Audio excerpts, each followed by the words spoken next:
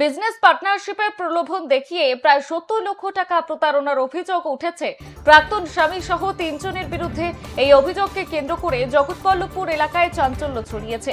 তবে অভিযোগ সম্পূর্ণ অস্বীকার করেছেন অভিযুক্ত প্রাক্তন স্বামী রাজেশ নন্দী। অভিযোগকারী পূর্ণিমা নন্দীর দাবি করেছেন, দীর্ঘদিন আগে বিবাহ বিচ্ছেদের পর ব্যবসায় অংশীদার করার প্রলোভন দেখিয়ে তার কাছ থেকে প্রায় 62 লক্ষ টাকা নেওয়া হয়। পরে লাভের অংশ বা মূলধন ফেরত না দিয়ে তাকে প্রতারণা করা হয়।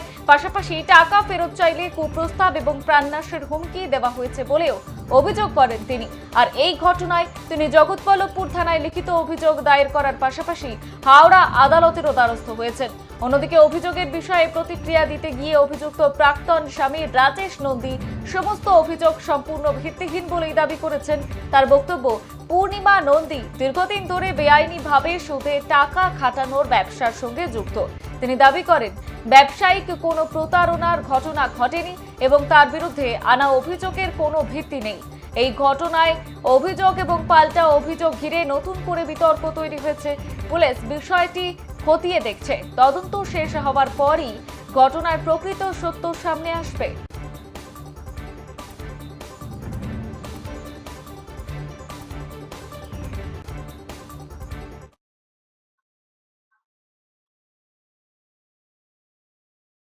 বার করে দিয়েছে এবং ফ্ল্যাটটা আমার নামে ছিল। আমার যে 70 লক্ষ টাকা আমরা ওর কাছে ফ্রড হয়েছে। ওনার স্বামী এবং সুব্রত রায়, বসন্ত দে এনাদের নাম বলেছেন।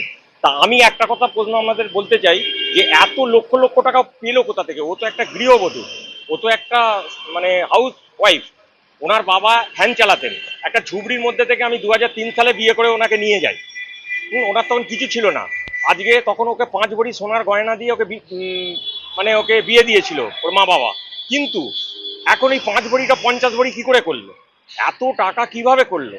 কিভাবে এই তৃণমূলের আমলেতে যেভাবে বেআইনিভাবে টাকা মানি লেন্ডিং লাইসেন্স কিছু নেই, মানি লেন্ডিং লাইসেন্স না থাকায় সুদের টাকা কাটানোর কোনো লাইসেন্স ওনার কাছে নেই। সেই লাইসেন্স না থাকায় উনি 6% 7% ইন্টারেস্টে লক্ষ লক্ষ টাকা তুলেছেন। এইসব সুব্রত রয়, সমর রায় এবং ওনার যে ভাই আছে সুদীপ রায় এবং বসন্ত কুমার দে, সুকান্ত চক্রবর্তী, এদের থেকে লক্ষ লক্ষ টাকা তুলে এদের কাছে কোনো পার্টনারশিপ বিজনেস উনি করেননি।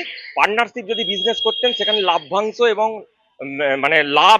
লাভ লস দুটোই নিতে হতো। দেখা গেছে প্রতি মাসে উনি 1.5 লক্ষ 2 লক্ষ টাকা করে এক একজনের কাছ থেকে নিয়ে গেছেন।